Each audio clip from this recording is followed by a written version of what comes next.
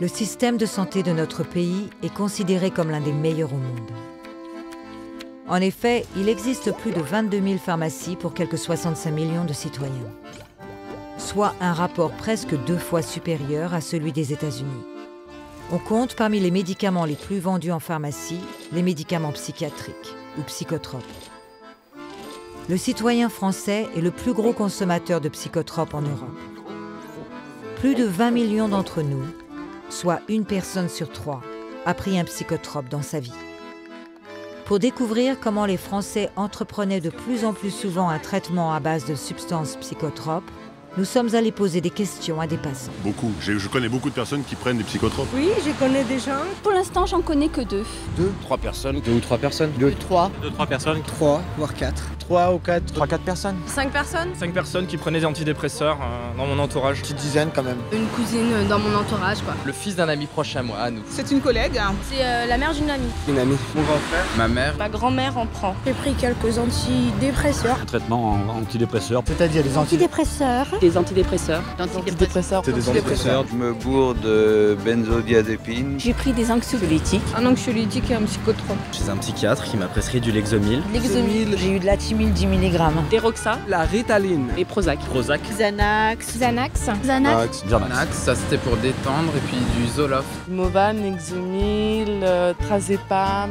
Fexor, Sinox, Mogadon, j'en passe et des meilleurs. Mais c'est très facile de s'en faire prescrire, il suffit juste d'avoir un peu l'air déprimé, de dire qu'on a mal dormi, qu'on est fatigué au réveil, qu'on mange moins ou qu'on mange plus, et c'est très facile d'en avoir. Ouais, ça c'est sûr.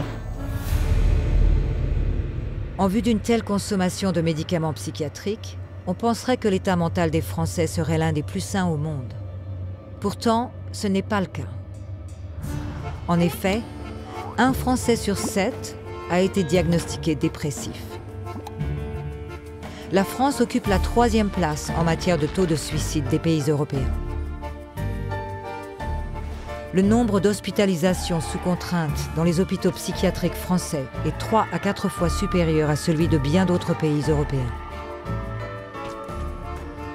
Aussi, il nous faut nous poser cette question. Cette forte consommation de psychotropes est-elle vraiment efficace ?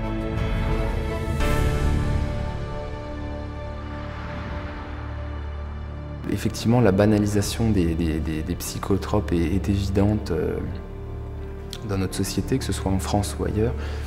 Et les gens considèrent que ce sont des médicaments anodins et auxquels on peut avoir recours dès que ça ne va pas. C'est-à-dire que s'ils sentent une petite baisse de l'humeur, une difficulté pour s'endormir. Donc, automatiquement, on prend une pilule dès qu'on a un petit bobo, qu'on a un problème, ou qu'on ne se sent pas très bien parce que vis-à-vis de son existence, vis-à-vis de sa position dans la société, automatiquement, on va prendre une drogue. Comment une consommation de psychotropes si abusive s'est-elle développée? Réponse: les psychiatres nous ont convaincus que les problèmes psychologiques étaient d'ordre médical et ne pouvaient être traités que par des médicaments. Et ils ont passé sous silence le fait que les troubles mentaux sont des problèmes très subjectifs. En effet, il est impossible de prouver l'existence d'un trouble psychiatrique au moyen des tests utilisés dans la détection de vraies maladies. Analyse de sang, radio ou scanner du cerveau. Aussi, le diagnostic de troubles psychiatriques est-il un terrain non scientifique, sujet à une appréciation aléatoire et erronée. Il n'y a pas de domaine plus difficile que la psychiatrie, parce que les maladies sont mal définies par une liste de symptômes dont tous sont d'interprétation subjective, et pour le malade qui les raconte, et pour les médecins qui les écoutent. Il n'existe pas de tests suffisamment perspicaces pour pouvoir définir à coup sûr quelqu'un qui est dépressif et puis le discriminer par rapport à quelqu'un qui n'est pas dépressif. Donc moi, personnellement, je n'ai pas de test suffisamment fiable pour pouvoir dire que quelqu'un est dépressif ou pas. Le psychiatre, il dit « Ah, monsieur, vous êtes névrosé. Monsieur, vous êtes cyclotimique. Monsieur, vous avez une psychose maniaco-dépressive. monsieur, bon, toc, toc, toc, toc. Il reste dans ces repères-là. Alors que justement, ce n'est pas ça, soigner en profondeur quelqu'un. L'ensemble de la population, si je puis dire, a été psychiatrisée, ce qui n'était pas le cas avant. Et aujourd'hui, le fait est que la psychiatrie, je veux dire, elle n'est plus réservée, elle n'est plus contenue dans les murs de l'asile. Et à celui qu'on dit atteint d'une maladie mentale, on propose presque systématiquement une prescription de médicaments psychotropes. Actuellement, le psychiatre, il ne pose pas la question « Pourquoi vous êtes en dépression ?» Il dit « Vous êtes en dépression, donc moi je vous pique et je vous mets des psychotropes. » Or, quand vous allez trouver un psychiatre et que vous lui dites « je suis dépressif », qu'est-ce qu'il entend? Il entend son propre discours d'une manière inversée. Quand on est dépressif, ça appelle l'antidépresseur. Tu te sens pas bien, je te donne un psychotrope, terminé, t'es guéri. Ça marchait jamais. Malgré les assertions des psychiatres et des laboratoires pharmaceutiques, des gens dans tout le pays affirment que les psychotropes sont extrêmement nuisibles pour la santé. Que les médicaments ou pilules pour les problèmes mentaux sont bénéfiques? Non, je pense pas que c'est bénéfique. Non. Non, au contraire même. Au contraire, vraiment au contraire, maléfique même. Les antidépresseurs ne sont pas bénéfiques. Non, les médicaments pour les problèmes mentaux sont absolument pas sains. En fait, j'ai arrêté parce que je sentais qu'il n'y avait rien du tout qui changeait. Alors, j'ai essayé, mais ça n'a rien fait sur moi, donc j'ai très vite arrêté. Les médicaments psychiatriques, en fait, ne sont pas vraiment fiables à 100%. Moi, je trouve personnellement qu'ils font que reculer le problème. En fait, pour moi, ces médicaments ne servent strictement à rien, ça ne fait que repousser le problème. pour moi, ça aggrave les choses. Ça n'aide pas, c'est pas bénéfique. Ça avait des conséquences par rapport à son comportement, sa personnalité et ce qu'il était. C'est pas qu'il est devenu un légume, mais il était plus aussi vivant. Les gens voient en ces médicaments des solutions pour résoudre leurs problèmes, mais c'est pas forcément la bonne solution. Ouais. La raison de ce manque de résultats réside dans le fait que les psychotropes, ne faisant que masquer les symptômes, ne soignent pas et provoquent en fait nombre d'effets secondaires. Les consommateurs souffrent notamment d'une inhibition des émotions et d'un état d'apathie générale envers la vie. Le psychotrope altère la pensée, les humeurs, la conscience. Et comme il stoppe, il contrôle toutes ces émotions-là, l'être humain qui prend le psychotrope ne peut pas réagir. Il va être face, par exemple, il va vivre, voir de ses propres yeux un accident se dérouler sous ses yeux. Il ne sera pas capable d'exprimer de la peur. Il ne sera pas capable d'exprimer de la peine ou tout autre sentiment. Quand un homme ne peut plus pleurer, ne peut plus dire sa volonté d'en finir, alors tout est masqué. Mais en fait, il meurt un peu plus vite en permanence. Sa mort physique, si elle est retardée, aboutit à une situation de non-vie. J'ai vu des gens transformés en zombies. C'est vrai qu'ils se plaignaient plus de rien, mais c'était plus des êtres humains. Ils étaient heureux dans leur malheur. Une personne sous psychotrope ne fait pas de discours, on comprend rien. Elle est abrutie. Excusez-moi, c'est pas que la personne que j'attaque, mais c'est le médicament. Si vous mettez tout le monde sous médicament, vous aurez une espèce de société plate. Outre le fait qu'ils précipitent le consommateur dans un état second, les psychotropes causent des maux physiques invalidants qui s'avèrent parfois incurables. J'ai un garçon qui est âgé de 23 ans. À la suite d'une petite dispute familiale, comme il y en a dans toutes les familles, j'ai appelé la police. Et à la suite de ça, mon fils a été conduit aux urgences de l'hôpital. Et des urgences de l'hôpital, il a été conduit en hôpital psychiatrique sans que je le sache. On lui a tout de suite administré des doses massives de psychotropes, de très très fortes doses de psychotropes. Il était inconscient du matin au soir, il ne pouvait pas se lever, il ne pouvait pas s'alimenter.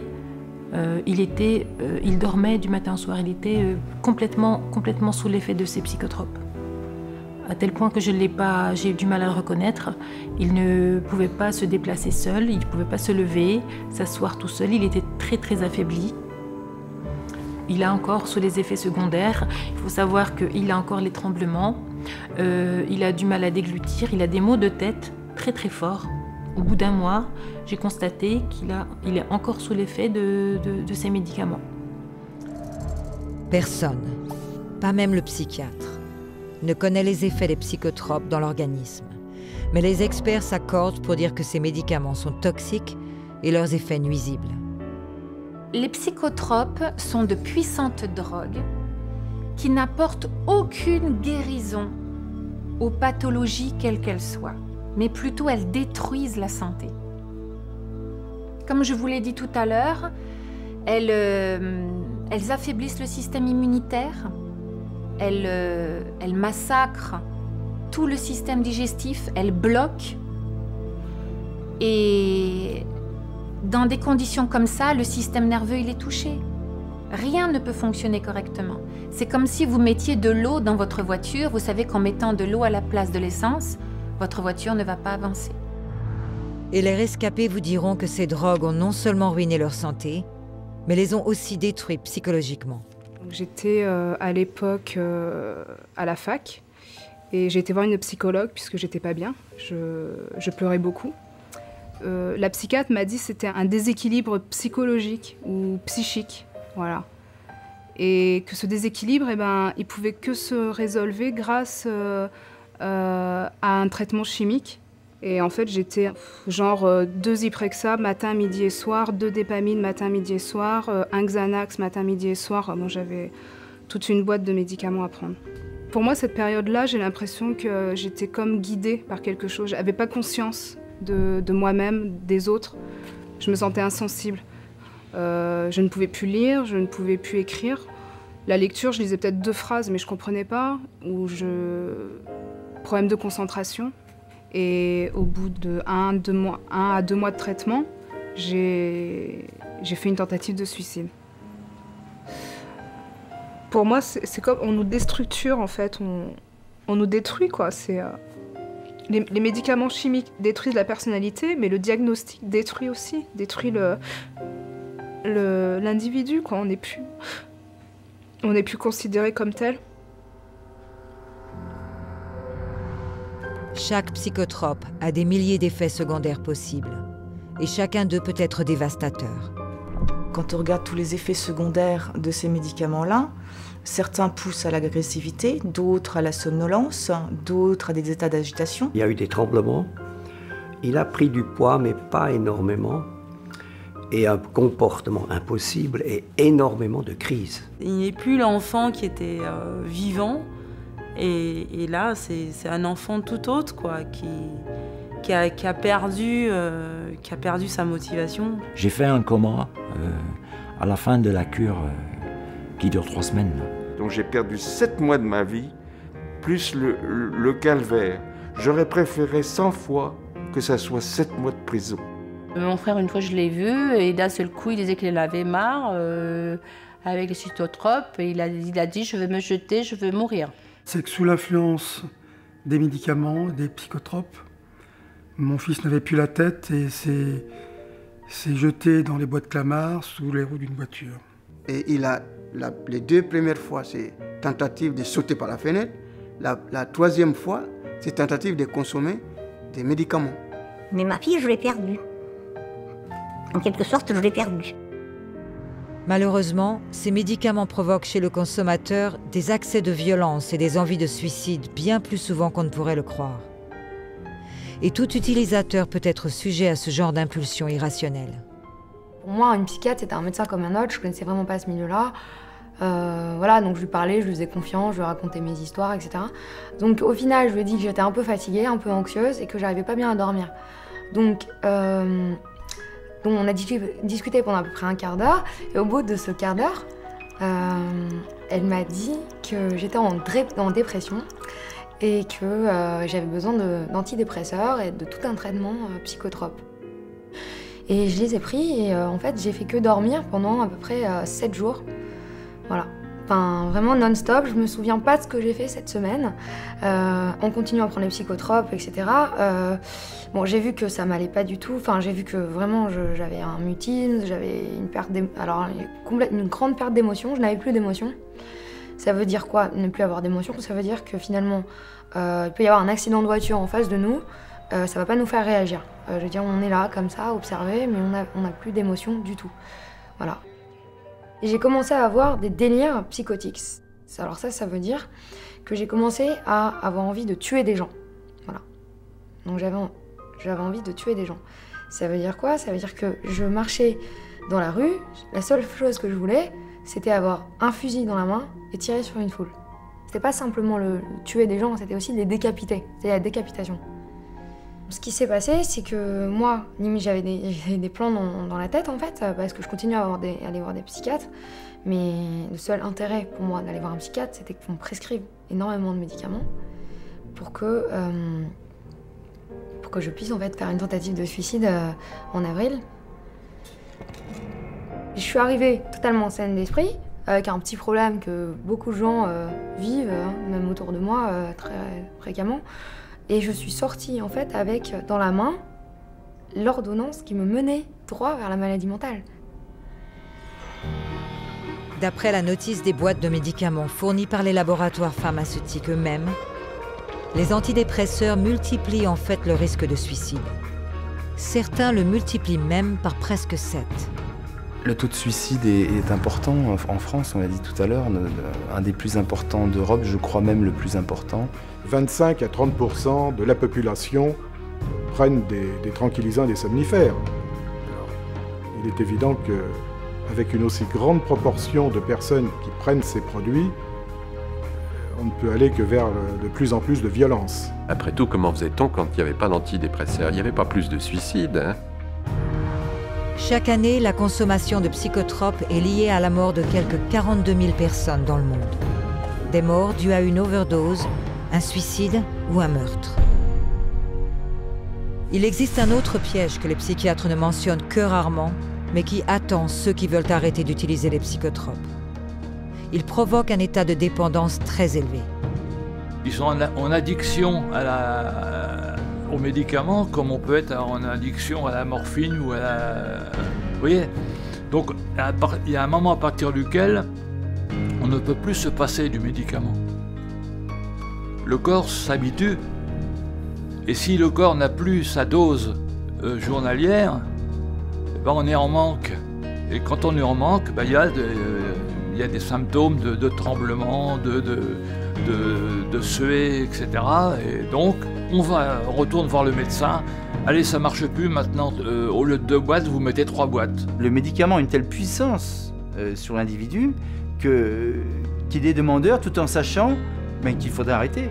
Le fait de prendre des psychotropes, donc non seulement elle aura très très difficile parce que ça engendre des, comment on appelle ça, des dépendances très graves.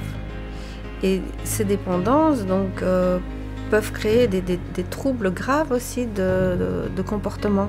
C'est plus difficile de se débarrasser d'une addiction aux benzodiazépines qu'à la cocaïne. Ça, c'est ce qui ressort des témoignages des médecins qui travaillent avec l'association et entre autres de médecins psychiatres qui travaillent dans les prisons, donc qui sont souvent confrontés à ce problème. La cocaïne, on peut encore arriver à se débarrasser de l'addiction. Les benzodiazépines, ça c'est très difficile. Le Xanax, le Lexomil, le Valium, c'est très difficile. Et pourtant, ces psychotropes sont de plus en plus souvent prescrits à des personnes de tout âge, même à des enfants. Pensez à un enfant, même s'il est vraiment agité anormalement, dans le futur de sa vie.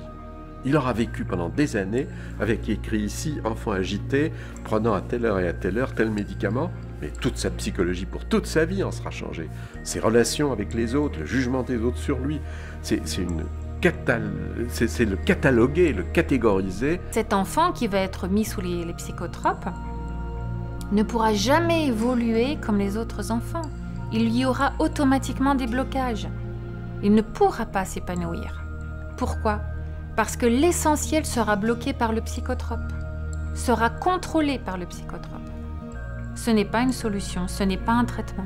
Bientôt, il va y avoir des bébés qui vont avoir des attitudes ou un enfant qui casse ses jouets, eh ben, il risque d'être mis sous sur Ritaline, par exemple, qui est un psychostimulant pour l'hyperactivité, déficit d'attention,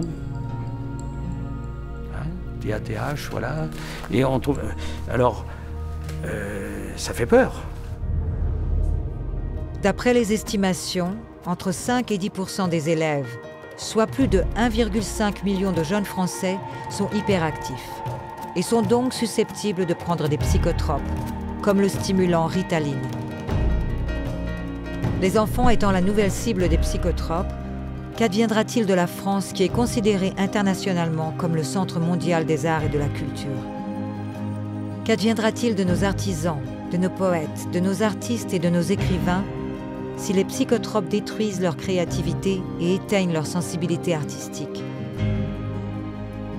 Prendre un psychotrope, c'est atténuer l'impact des sensations négatives et difficiles à vivre, mais c'est aussi ne perdre l'enthousiasme, et a fortiori l'enthousiasme créateur, pour les idées, les objets, les peintures, la culture en général.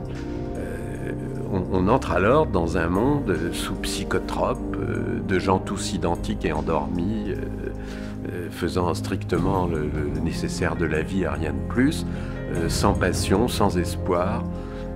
On peut raconter l'histoire comme ça. Les psychotropes sont les pièges les plus dangereux pour les artistes. Voilà. Pour moi, c'est la chose la plus qui inhibe la création le plus. Les psychotropes, c'est la fin d'un futur créatif. Tout ce que vous prenez à un niveau antidépresseur, anxiolytique, enfin tous les psychotropes sont mauvais pour la création. Ça baisse, certainement que ça baisse, à tel point que la culture actuellement se cherche un peu. Il n'y a plus de grands peintres actuellement français. Donnez-moi un seul grand peintre français actuel, donnez-moi un nom, il n'y en a pas. Un nom connu, il n'y en a pas. Si les psychotropes ne sont pas une réponse à la souffrance mentale, alors où se trouve la solution? Elle se trouve dans la découverte de la vraie source des problèmes psychologiques. Une étude récente a mis en lumière le fait que plus de la moitié des problèmes psychiques étaient causés par une maladie physique sous-jacente non détectée. La grande majeure partie des maladies psychiques sont liées à des fragilités organiques qu'ont déjà la personne. Bien souvent,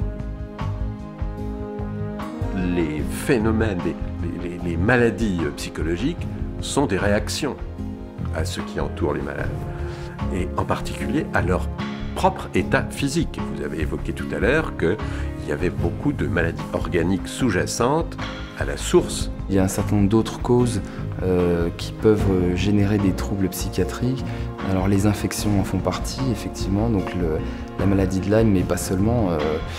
Il y a un certain nombre de maladies bactériennes, virales, qui peuvent donner une atteinte du cerveau et donner lieu à des troubles psychiatriques concomitants.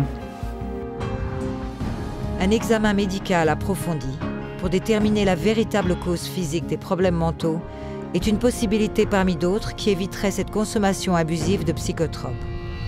Mais du fait qu'on nous présente ces soi-disant médicaments comme la seule solution à la détresse mentale, nous sommes privés d'informations honnêtes et complètes qui nous permettraient de prendre soin de notre santé physique et mentale.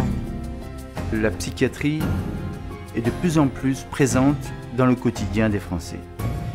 À savoir que jusqu'à présent, il ne s'agissait que de s'occuper des gens malades, et que maintenant la psychiatrie, à mon avis, s'intéresse de plus en plus aux gens bien portants. C'est assez inquiétant et chaque personne, médecin ou pas médecin, devrait se poser des questions et se demander pourquoi en France et puis ailleurs, on est aussi nombreux à consommer ce type de médicaments pour se sentir heureux. La surconsommation en France de médicaments d'ordre psychiatrique est totalement délirante. Il n'y a aucune raison que le français ait besoin de 6 fois plus de médicaments que l'anglais, 2 fois plus que l'allemand, 2 fois plus que l'américain, etc. Je crois que fondamentalement, ce qui urge le plus, c'est de revendiquer de la liberté. De ne jamais accepter, de ne pas remettre en cause les traitements Les conclusions, l'enfermement tel qu'il est créé et la destruction petit à petit de l'humain dans cette démarche nauséabonde. Cette consommation effrénée de psychotropes met en péril l'avenir de notre pays. Aujourd'hui, nous sommes confrontés à ce dilemme. La France conservera-t-elle son rayonnement culturel et artistique, ou allons-nous nous laisser être étouffés chimiquement? Notre avenir dépend des actions que chacun d'entre nous entreprend dès maintenant. Avertissez les membres de votre famille, vos amis et vos collègues du danger des psychotropes. Ce faisant, vous contribuerez à éliminer la menace pour la France que sont ces médicaments frauduleux, les psychotropes.